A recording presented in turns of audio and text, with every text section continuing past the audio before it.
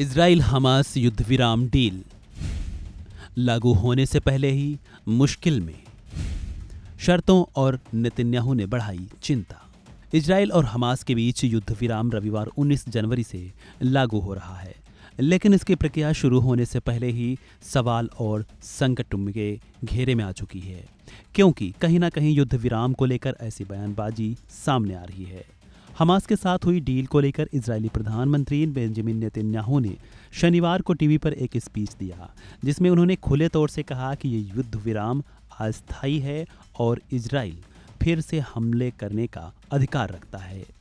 जिसके बाद से सवाल होने लगे हैं कि क्या यह डील या युद्ध विराम पूरा हो पाएगा, क्योंकि इस डील के तहत 3 चरणों में शर्तों का पूरा होना है।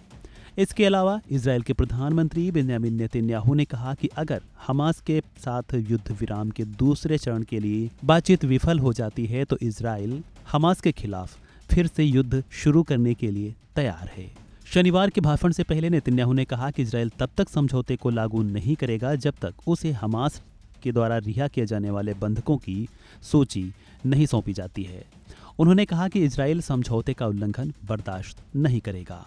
दूसरी ओर मीडिया रिपोर्ट्स में इस बात की भी चर्चा है कि हमास जिन 33 बंधकों को रिहा करने वाला है, उसकी एक लंबी सूची पहले ही इजरायली मीडिया में तो प्रकाशित की जा चुकी है, लेकिन अधिकारियों ने इसकी पुष्टि नहीं की है।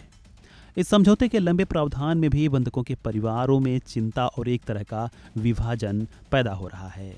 कुछ लोगों को डर है कि पहला चरण पूरा होने के बाद उनके रिश्तेदार गजा में ही छोड़ दिए जाएंगे। इतना ही नहीं, इस डील के बाद भी इजराइल गजा में हमलों को अंजाम दे रहा है। हमास के अधिकारियों की माने तो बुधवार को समझौते की घोषणा के बाद भी 120 से ज़्यादा लोगों की जानें गई हैं। इन सब के अलावा चर्चा ये भी है कि नेतन्याहू अमेरिका के दबाव में आकर इस डील पर राजी तो हो गए हैं, हालांकि वह दिल से ऐसा समझौता नहीं चाहते थे। शनिवार को बताया जा रहा है कि जब इस डील को लेकर इजरायली कैबिनेट में वोटिंग हुई तो 24-8 से वोटिंग हुई, लेकिन इसमें नेतन्याहू की लिकुड पार्टी के 2 मंत्रियों ने इस डील का विरोध भी किया। दूसरी ओर युद्ध विराम समझौता होने के बाद भी नेतन्याहू को कई स्तर पर दबाव का सामना भी करना पड़ रहा है, जिसमें बंधक बनाए गए सभी लोगों की रिहाई की मांग करने वाले हजारों लोग शामिल हैं। युद्ध विराम की डील 3 फेज में पूरी होगी। पहले फेज में हमास इजराइल के किडनैप किए गए 33 बंधकों को रिहा करेगा। साथ ही इजरायली सेना गाजा की सीमा से 700 मीटर पीछे लौटेगी। हालांकि जैसी इस समय स्थिति और माहौल है, इसको लेकर सवाल उठ रहे हैं कि ये डील शायद ही पूरी हो पाए।